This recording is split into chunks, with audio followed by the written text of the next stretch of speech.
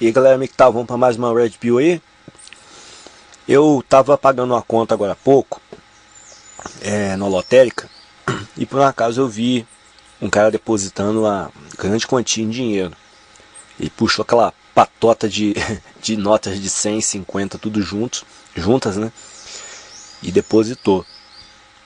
E aí eu me percebi numa situação de inveja. Porque você, no caso, vê alguém assim com bastante dinheiro, você gostaria de ter à sua disposição aquela quantia de dinheiro também. E de repente o cara foi embora e eu me percebi nessa situação de inveja, como eu sempre tento fazer, e tentei trabalhar isso dentro de mim da melhor forma possível, né? Eu busquei durante muito tempo leitura sobre budismo, sobre inteligência emocional, essa parte, né, mais voltada para a parte de psicologia e tal.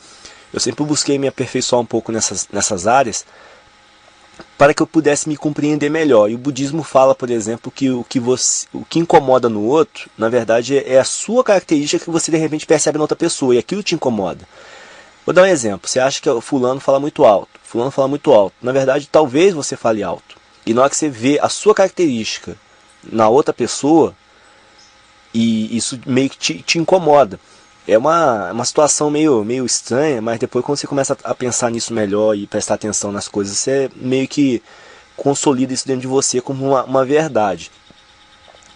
E aí você busca a aceitação do outro também, porque você está se aceitando também, né? Você está aceitando uma característica sua que você não gosta no outro.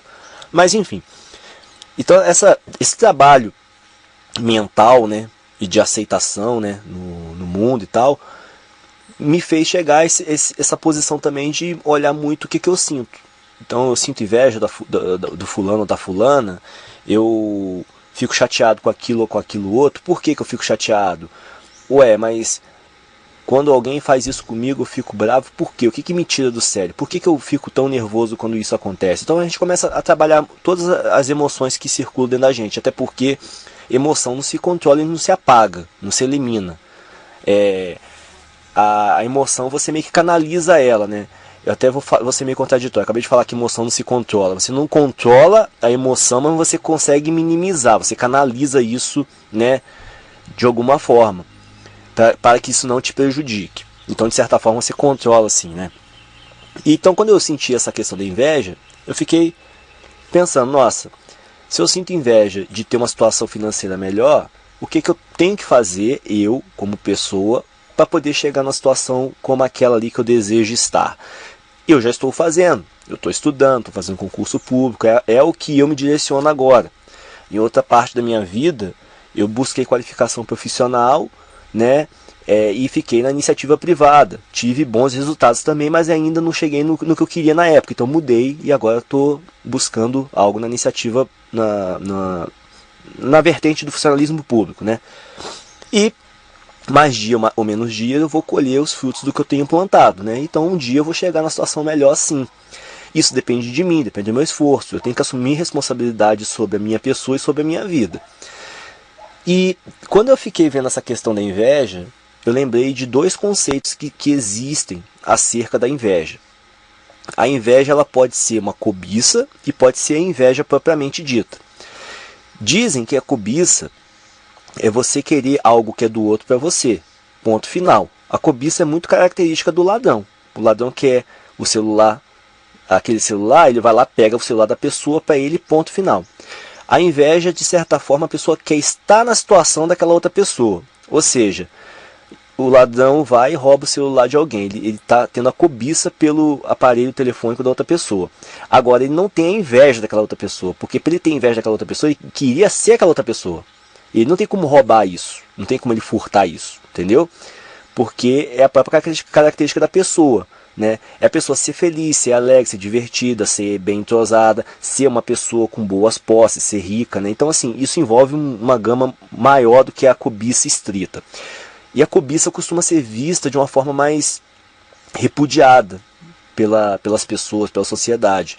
Porque é basicamente isso que eu falei, é cobiçar algo para si sem uma contraprestação qualquer, sem você se esforçar, sem fazer por merecer. diferente da inveja. Por isso que de vez em quando as pessoas falam, eu tenho uma inveja boa de você, eu queria ser assim, queria ter aquilo. Na verdade a inveja e a cobiça são coisas ruins. Mas se você sente a inveja, que é algo ruim, e deve ser minimizado ao máximo, né?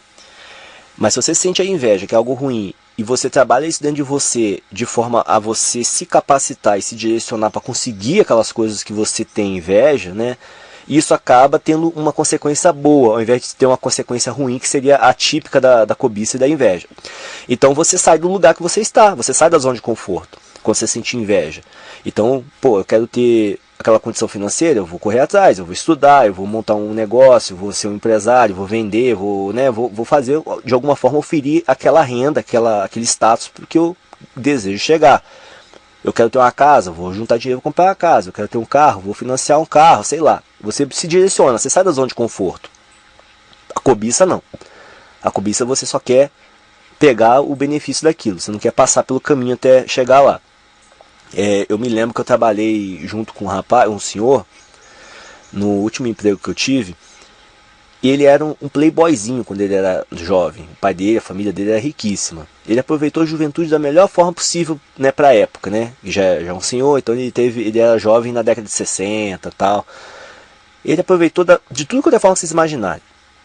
Teve carro zero, teve mulheres a rodo, teve posses, teve casas, enfim, tudo por conta da família dele que era rica, dos pais, né? E com o passar dos anos, esse patrimônio foi se perdendo. O pai dele faleceu, depois a mãe, e o dinheiro foi evaporando, e no final das contas, ele principalmente, não apenas os irmãos, mas ele principalmente ficou pobre, né, vamos dizer assim, ficou ruim de vida. Não que tenha ficado tão ruim, tem muita gente pior do que ele. Ele tem um carrinho velho, ele tem lá um sítiozinho, né, tem lá a casinha dele, mas mesmo ele tendo tudo isso, que muita gente gostaria de ter e não tem, ele vivia reclamando. É aquele cara rabugento, reclamando. Eu sou um ferrado, eu sou um fudido, eu não tenho nada. Mas tinha e tem ainda alguma coisa. Não passa fome, não.